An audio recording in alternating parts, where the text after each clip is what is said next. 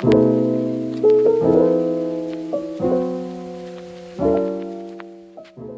is how I made a solar-powered water fountain at home. First of all, we start with a 30-watt solar panel which captures sunlight energy which flows into a solar charge controller. Then it charges the battery, and from the battery it goes back in here to tell me how much juice I have left. Also from the battery it goes into a DC to AC converter, 12 volts to 220 volts, and finally it goes into the water pump.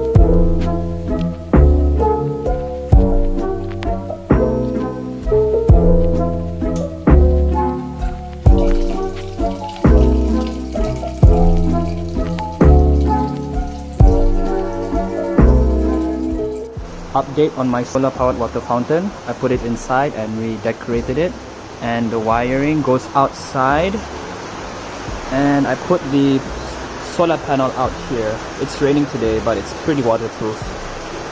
If you're wondering how to make this, you need two parts. One is the solar panel system, and second is the water fountain itself.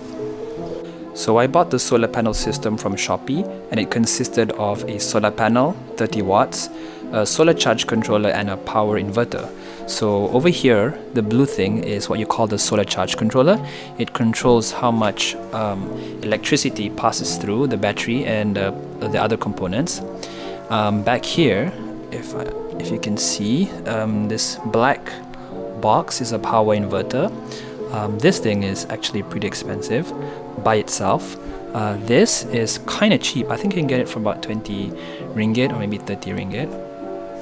And the solar panel, which is outside, 30 watts, you can get it kind of cheap, I guess, maybe about 100 ringgit.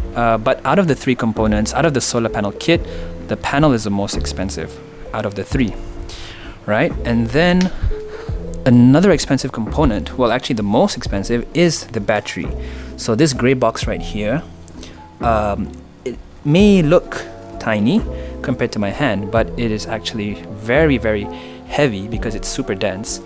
So this thing is 20 amp hours. It can store a lot of energy, which can last my fountain for about 6 hours, but it costs around 200 ringgit. And then you have the three pots right here, the big one, and one inside and another one outside here. So this is about 30, and two of these is about 10 each. And on top here is the mushroom fountain nozzle. I couldn't find the fountain nozzle by itself in shops, so I had to buy it online, and it's about 15 ringgit. And then I think the hardest part of the project was, one of the hardest part was to seal the holes. First I have to make the holes to pass through the nozzle basically, but then you have to seal in the other holes to prevent leakage, and it's super hard because I tried using a hot glue gun but it didn't work, so in the end I used silicone, which worked. And then the decos here, the green plants and flowers and the green mat costed about 30 ringgit.